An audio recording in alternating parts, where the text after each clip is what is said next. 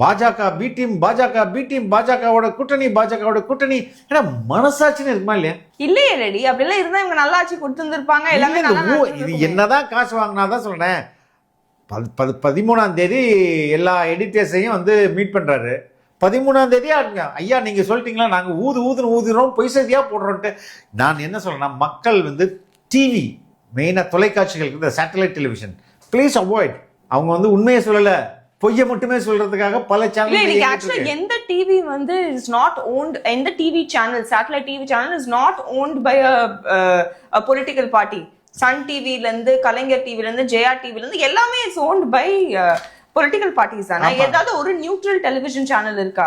அப்படி இருந்தாலும் அதுக்கு மணி கொடுத்துறாங்களாமா. இப்ப இங்க டெலிவிஷன் சேனல் எந்த சேனல் இருந்தாலும் அரசு கேபிள்னு ஒன்று இருக்கு.